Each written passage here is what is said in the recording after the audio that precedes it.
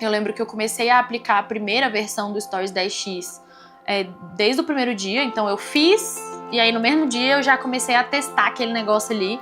E eu lembro que na época, cara, era muito legal. Eu tinha dias, assim, que eu fazia muito um dos dispositivos dele, que é o de meta.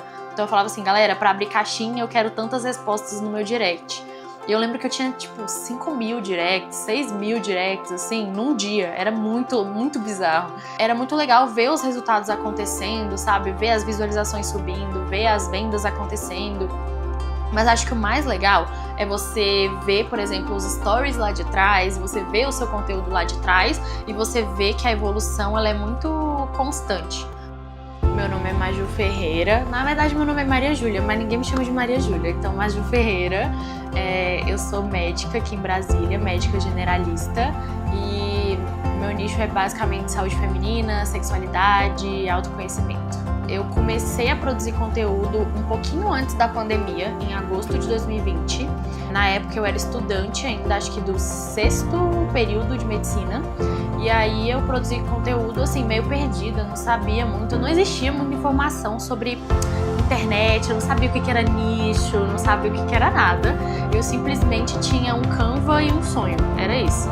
E aí eu comecei a produzir conteúdo em 2020, ainda como estudante, eu não sabia o que eu queria fazer da minha vida. Então eu comecei a produzir conteúdos que eu achava relevantes para a população leiga, basicamente. E aí depois eu comecei a mesclar com conteúdos de outras especializações para usar meio que como moeda de troca. Então eu falava assim, oi fulana, tudo bem? Você é ortopedista. Se eu fizer um post para você sobre tal patologia da ortopedia, você deixa eu acompanhar um plantão seu? E aí eu ia acompanhando esses plantões, eu sempre fui rata de plantão, gostava muito. E aí acabou que quanto mais eu produzia conteúdo sobre saúde feminina, autoconhecimento, mais eu gostava desse negócio. Com o tempo eu fui produzindo mais conteúdo sobre saúde feminina ainda como estudante. Acabou que com o tempo eu fui me aprofundando em alguns assuntos até realmente chegar onde a gente é hoje. Então, nessa época aí que eu comecei a falar sobre saúde feminina, eu tinha uns 4.000 seguidores no Instagram, não tinha TikTok. E aí, durante a pandemia, começaram a explodir muito vídeos sobre gravidez e tal, começaram a explodir muito. E aí a galera começou a me pedir para falar sobre esses assuntos. E eu comecei a realmente falar sobre o assunto que estavam me pedindo. Eu sempre brinco que eu nunca escolhi o meu nicho. Meio que meu nicho me escolheu e aí foi isso e é o que eu faço até hoje da minha vida. Quando eu tava nessa época ainda na faculdade, lá pro 8º período, eu já tinha 1 ano aí de internet, eu rodei num rodízio de cirurgia geral. Eu conheci um cirurgião que tinha uma empresa na época que era voltada para mídias sociais, internet, infoprodutos, enfim. Ele meio que viu esse potencial e conversou com esses outros 2 sócios dele na época, e aí eles 3 e eu decidimos fazer uma empresa juntas. E foi assim que a gente criou o que foi a minha primeira empresa voltada para esses infoprodutos. Bem depois, acho que 1 ano e meio depois, por aí, eles falaram assim: Maju, existe esse expert aqui do marketing, chama Leandro, e a gente gosta muito dele, a gente queria que você fizesse um curso dele que chama Stories 10X, porque você já é muito engajada, você já tem as suas próprias estratégias, acho que pode ajudar a elevar o seu nível. Pois eu vou fazer, pode me dar o curso que eu faço, pode dar na minha mão. Eu devorei o Stories 10X. Então eu fui, me organizei, vi ali o curso umas 3 vezes, fiz resumo e tal, eu tinha todos os dispositivos anotados. E naquela época, era uma época muito legal de você testar, porque o Instagram te dava essa oportunidade, sabe? E aí eu comecei a testar e desde o começo eu não senti muita dificuldade de aplicar o Stories 10X e principalmente na versão atual dele é muito, muito simples, assim, na minha opinião. Que o Stories 10X ele vai muito além do Story, por mais que você use principalmente lá, eu usava pra fazer post no feed, eu usava pra fazer post no falecido Twitter, eu usava pra fazer um monte de conteúdo, justamente porque é sobre você entender a base da interação humana. É sobre você entender o que as pessoas valorizam, como elas gostam de compartilhar a vida delas. Tudo, praticamente, se eu for falar assim, 99% do que a gente vendeu até hoje com o antigo curso Tocofobia foi com o meu orgânico, principalmente nos stories. Acho que uns 80% nos stories. Então a gente fez aí alguns 6 dígitos com esse produto, praticamente 100% com story. Então tinha lançamento que a gente fazia 50 mil, 40 mil, só postando no story, só fazendo sequência. Eu lembro que tinha sequência que eu mandava pro Leandro, que depois de um dia da sequência de 24 horas a gente fazia 10 mil, 15 mil reais com esse produto, que não é um produto caro, justamente por conta do Stories 10x. Então, se não fosse essa forma de divulgação, se não fosse o Stories 10x, provavelmente não teria vendido tanto, porque a gente ficava basicamente no meu orgânico, né? A gente usava basicamente essas estratégias. Então, eu sempre brinco que, assim, não tem como você querer vender bem no pago se você não vende bem no orgânico. Talvez seja uma opinião polêmica, mas eu acho que as pessoas, elas precisam, principalmente hoje, que a gente tá numa era em que as pessoas, por exemplo, estão muito cansadas de serem enganadas, elas estão muito cansadas de receberem anúncios enganosos, elas estão muito cansadas de não saberem quem é o expert que elas estão comprando. Se você não sabe expor o seu trabalho de uma boa forma, você não sabe expor o seu trabalho. E se você não sabe expor o seu trabalho, você não tá fazendo o seu trabalho direito. Se eu não me engano, a gente tinha faturado aí uns 60, 70, 80, sem o Stories 10x. Se eu não me engano, a gente fechou em quase 300 de faturamento. Lembrando que a gente praticamente não investiu nada em tráfego. Então, os investimentos foram basicamente em plataforma, equipamento, etc. E aí, logo depois que a gente teve esse bom faturamento com os infoprodutos, lembrando que até então eu era estudante de medicina. Então, eu não trabalhava com a medicina, né? Porque exercício ilegal da profissão e tal. E aí, quando eu formei, eu basicamente comecei a trabalhar com plantão e um pouquinho de consulta. Consulta online, consulta presencial, já trabalhava com consultas particulares, porque eu já formei com uns 200, 300 mil seguidores aí. Comecei a dar um monte de plantão, assim como qualquer recém-formado, né?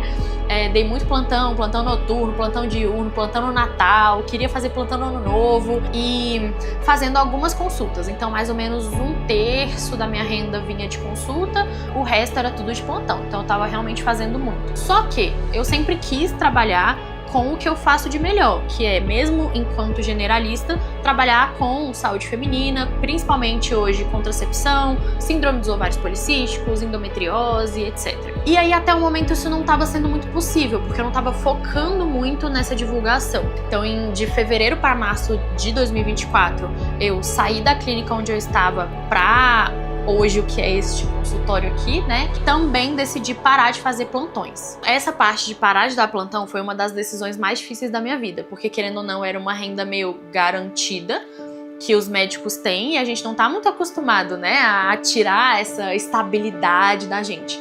E aí foi quando eu comecei a contratar o meu time para a minha equipe de medicina, que no caso é a Mari, minha secretária, perfeita, maravilhosa. E juntas a gente começou a realmente fazer esse trabalho de melhorar a recepção das minhas consultas em relação às redes sociais. E aí o que aconteceu foi, eu saí dessa clínica onde eu não estava tendo muito resultado, a gente abriu pela primeira vez o nosso WhatsApp, eu e a Mari, e aí simplesmente em 2 dias o WhatsApp foi banido por excesso de mensagem.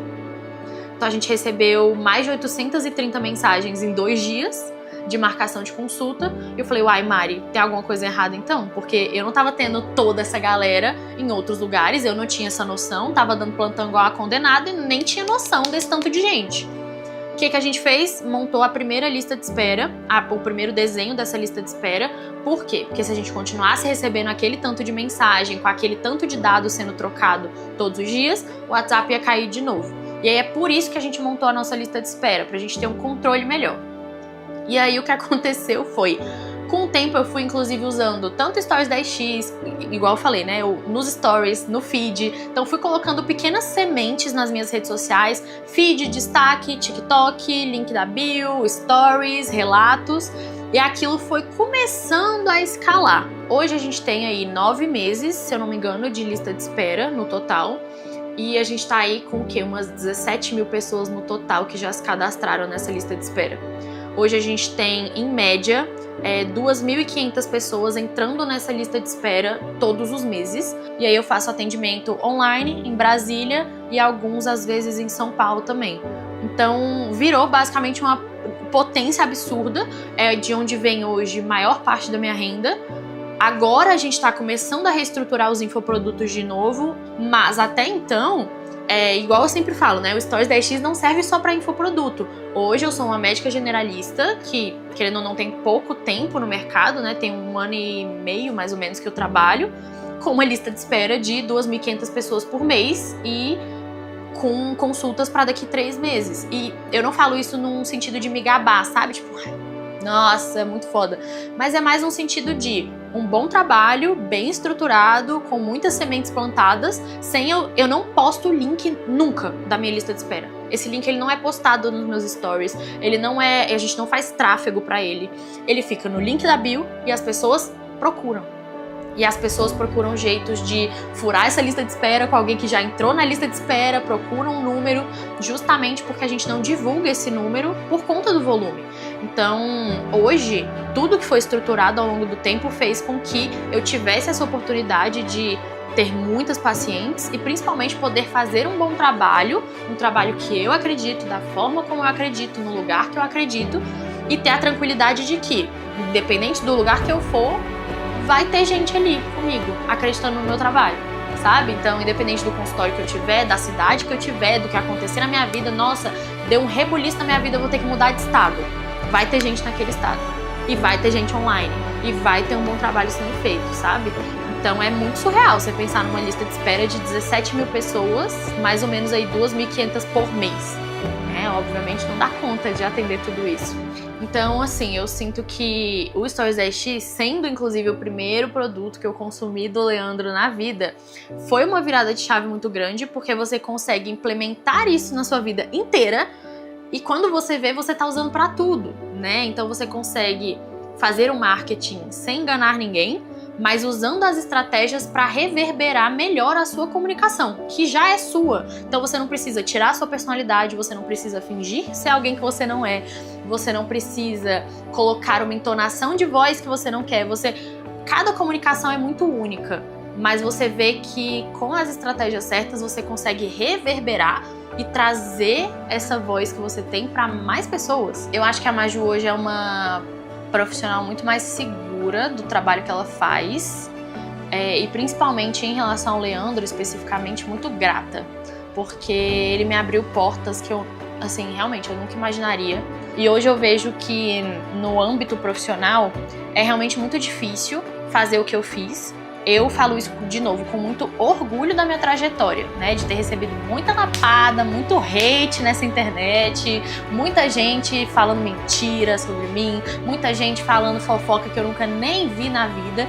E mesmo assim conseguir suceder fazendo de novo um trabalho honesto, um trabalho bom, um trabalho claro, transparente, sem enganar absolutamente ninguém. Que hoje as pessoas acham que é impossível suceder na internet dessa forma e que tanto eu quanto o Leandro a gente tá aqui pra mostrar que é muito pelo contrário e que a tendência vai ser cada vez mais que esse tipo de trabalho seja valorizado, sabe?